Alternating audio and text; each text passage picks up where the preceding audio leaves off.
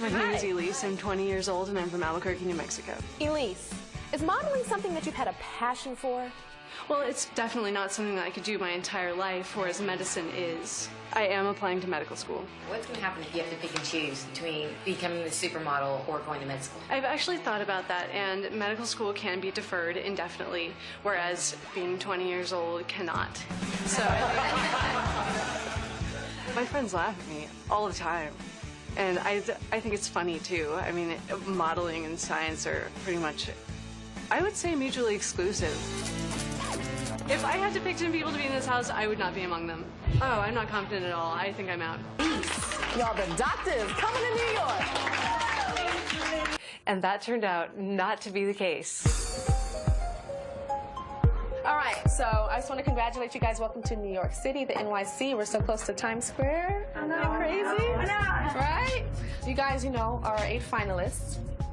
And, but I like very round numbers. So what I did is I did a nationwide search for 2 more. Oh my God. I was like, what? I had literally just said a minute before, girls, I'm glad it's the 8 of us. So come on in here, Tessa and Giselle. Oh. And the wind was just coming from every direction. It made it so much colder. All right, come on, Elyse. You ready? Nice, hold that, good. I had to drop my shoulder, keep my arm in, keep my fingers together and my thumb hidden while holding my high heel and sucking back snot. This is probably her first time shooting, so not only is she nervous, but it's so cold that she just can't give a look. She was very skinny. I was dragged out of the atheism closet. I don't believe in God. And it came up today at dinner. It's not. Do you believe in anything, Elyse? Like, I'm an atheist. I couldn't believe the jaws around the table that were dropping. An atheist? It's a really, tough subject. I love bringing up God. When I found out Elyse was an atheist, I had extreme reservations about her. I really felt sorry for her. Robin, of course, qualifies every statement with, I'm not saying that you're going to hell, but you're going to hell. Just because I don't believe in God doesn't mean I don't have ethics and morals. I mean, I respect you, but I mean, I just didn't know. I think that might be alienating me a little bit from the other girls. But at the same time, I'm not going to pretend that I don't believe in evolution just so I can be friends with Robin. And we look up and we had Tyra. This looks actually nice on you. It actually looks, it's so you. Frankly, this dress is hideous, and I am so glad that I don't own it. And Adrian, stop interrupting me. Stop quoting Jay and Silent Bob right next to my ear. I've had enough of you. Robin, how dare you show me that foolish is the atheist Bible verse this morning and ask me, what do I think of it? What am I supposed to think of it? You know what I think of you? Foolish is a woman who believes that damn tripe. Giselle, you worthless. You are so wasteful, bitchy, stupid. You're worthless. Your parents must be ashamed of you.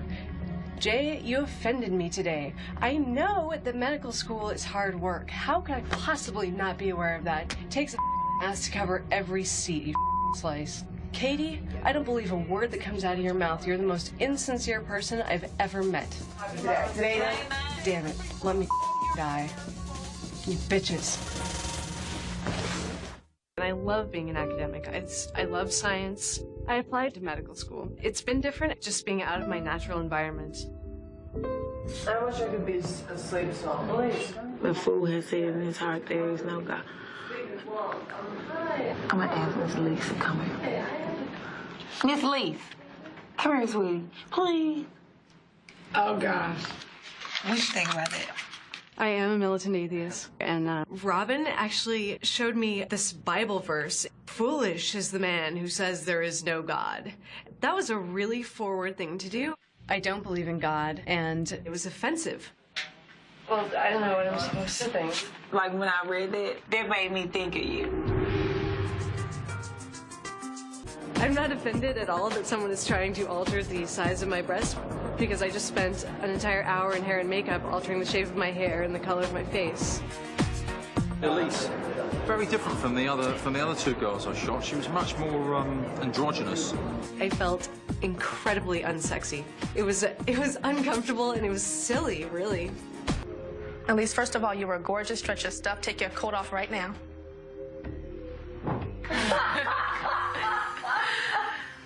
Congratulations.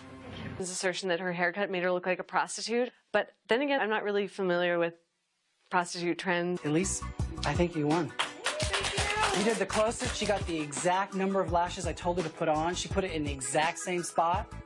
So she did exactly what I asked. Elyse. Right there, okay, good. Almost like a bird. You've just popped out of an egg. That's it. Nice. Beautiful. That's great, Elyse. I love it right there. Elyse. Action. Colors intrigue. Elyse had character, she had energy, she had so much likability, and nothing was forced. Color is emotion. Color is passion. Color is excitement. It was really embarrassing. Can't wait to see that and laugh at it. You were the one girl that took Paris by storm. Congratulations. You're still in the room. Okay, well, there's a photo place. Let's go in there.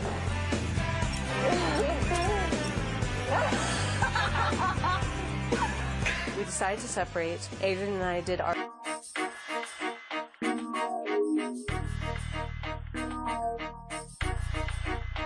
I always see that Elyse is doing a little bit better than I, and it just drives me to try to whoop her ass.